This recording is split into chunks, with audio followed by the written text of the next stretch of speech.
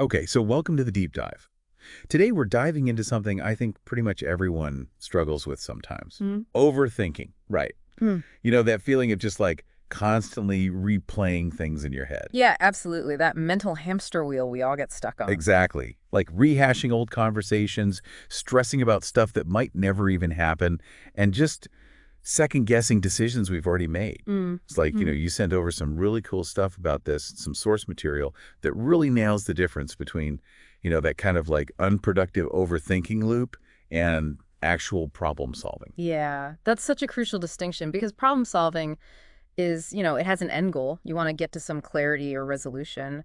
Whereas overthinking, it can be like it's repetitive and often it doesn't really lead anywhere productive. It's like your brain's just spinning its wheels. Yeah, it's like you're stuck in that spin cycle, but you never actually get clean. Exactly. So our mission today is to delve into those sources you shared and pull out some really practical strategies for everyone listening to help, break free from that cycle and find, hopefully, a bit more peace of mind. Yeah, absolutely. To give everyone some tools they can actually use to understand what's going on in their heads and to, gain some control over their thoughts. Yeah. Because feeling out of control of your thoughts is, it's not a fun place to be. Right. Okay, so to kick things off, based on everything you've read, how would you actually define overthinking? What sets it apart from, just normal thinking or worrying? I think the material you gave me really emphasizes how unproductive and repetitive it is. It's not just, thinking deeply about something. It's getting stuck in those cycles, like you said. Right. Like the analyzing past mistakes, replaying conversations in your head, decisions you made, rehashing them over and over. And then also worrying about future scenarios, like things that might happen that, in reality might never even occur. Oh, yeah, the what-ifs are killers. Yeah. That's where I think a lot of us get tripped up. You make a choice, and then your brain's like, but what if this happens? But what if that happens? Exactly. And the sources also talk about the toll this takes on us. Like, it's not just a minor annoyance. It can be really draining. Oh, yeah. It can leave you feeling totally exhausted, even if you haven't really done anything physically. And it can also really stifle your creativity because your mind is so occupied with these repetitive thoughts. Makes sense. You can't, like, come up with new ideas or think outside the box if you're stuck in this, like, same mental loop, right? Right. And significantly, it's also often linked to feelings of anxiety. Oh, yeah. And it can even interfere with your sleep. Oh, absolutely. Yeah. Those nights where you're lying in bed and your brain decides it's time to replay every embarrassing moment from the last, 10 years. Exactly, yeah. It's like, come on, brain. I'm trying to sleep here. Not helpful at all. So we know what it is, but what's causing it? What are the things that kind of, push us into that overthinking spiral? What did your sources point to? Well, there's a big one that keeps coming up, and that's fear. Okay. Fear of what? Fear of failure, fear of rejection, just the general fear of uncertainty or the unknown. And, if we think about it from an evolutionary perspective, our brains have developed this incredible threat detection system. It's like a built-in alarm system that was so essential for survival, back in the day. But these days, those alarms, they can kind of get a little oversensitive and they start misfiring. So instead of being worried about, like, a saber-toothed tiger, we're worried about, like, what someone thought of our outfit. Exactly. The threat becomes something like a potential social faux pas or some hypothetical problem in the future. Like our brains haven't quite caught up to the fact that we don't have to worry about being eaten by a lion anymore. Exactly. And the sources also talk about how certain personality traits and past experiences can make someone more prone to overthinking. So, for instance, perfectionists, they can get really caught in those loops of self-criticism, striving for this ideal that's, often impossible to actually achieve. Right. So it's not their fault. It's just, like, how their brains are wired. Yeah. And highly sensitive people, they process information and emotions more deeply, which can sometimes lead to them ruminating more. Makes sense. And then for people who have experienced trauma in the past, overthinking can be, sadly, a way of being hypervigilant, or a sign that they're having trouble regulating their emotions. So it's not just a random thing. It's often connected to these deeper things going on. Right. Okay, so now let's get to the good stuff. What can we actually do about it? Your sources talked about some practical ways to interrupt this cycle, right? Absolutely. This is where it gets really empowering because it's about taking action. And the first key step that they all highlight is the importance of recognizing and interrupting the overthinking as it's happening. Like, you need to develop that awareness. Yeah, you need to catch yourself in the act. Exactly.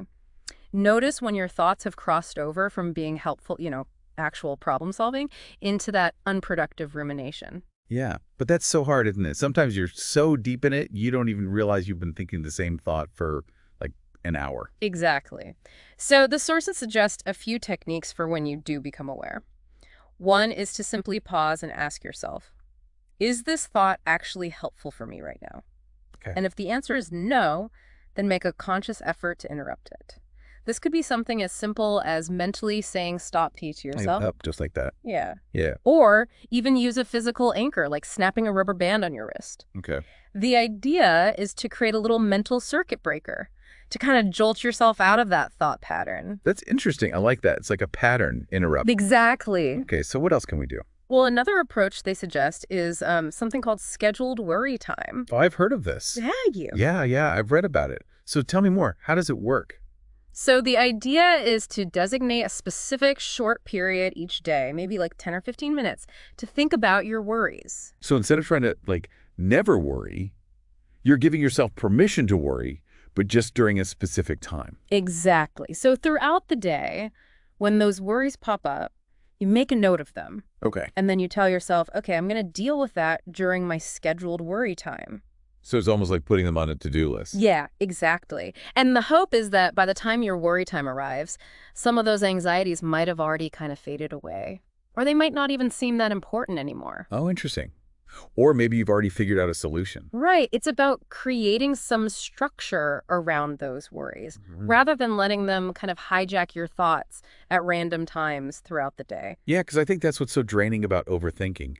It's like it can hit you at any moment. Yeah, And suddenly you're spiraling. exactly. But if you know, okay, from 4 to 4:15, that's when I can worry, maybe it takes some of the power away. Exactly. Okay, what else do we have in our toolkit? Another strategy they talk about is focusing on control. Because people who overthink, they often spend a lot of their mental energy on things that are completely outside of their control. Oh, yeah. So the suggestion is to really consciously shift your attention to things you can actually do something about. Like ask yourself, what action can I take right now? Okay. And if the answer is nothing, then the focus becomes acceptance. Ah, acceptance. That's a tough one. It is, but the key is that acceptance in this context doesn't mean giving up. It's about acknowledging the situation and then not wasting your precious mental energy on what ifs or things you can't change. So it's more about being strategic with your energy. Exactly. And redirecting it to areas where you can actually make a difference. Okay, I like that. Less energy on the hypotheticals, more energy on what's right in front of me. Yeah. Okay, what else? Another thing the sources emphasized were mindfulness and grounding techniques. Oh, yeah. Mindfulness is huge these days. So tell me more. How does that help with overthinking?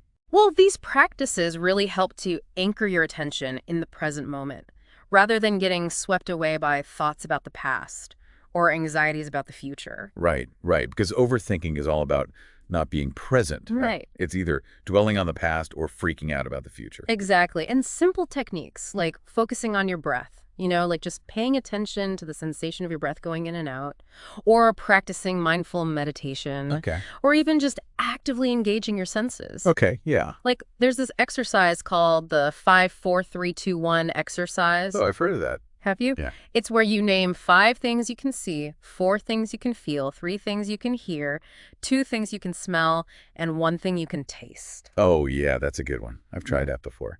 It's amazing how quickly that can kind of bring you back to reality. Right. It's like a really direct way to engage your senses and gently pull you out of that thought spiral. I like that, gently pull you out. Because I think sometimes when you're overthinking, it feels like you're being sucked into a vortex. Yeah. And you need something to, like, grab onto. Exactly. Okay, so mindfulness and grounding techniques. What else? Another really powerful tool is challenging negative thoughts, Okay. because overthinking often involves this like heavy dose of negative self-talk or catastrophizing, where you imagine the worst case scenario. Oh, everything's going to go wrong. Exactly. Yeah. We all do that. So the idea here is to really question the validity of these thoughts. Okay, so how do you do that? You ask yourself, is this thought actually true? What evidence do I have to support it? And what's the absolute worst that could happen? And if that did happen, how would I actually cope? Okay, so it's about injecting some logic into the situation. Exactly. Because often our fears are totally irrational. Right. And when you really scrutinize those negative thoughts, you often discover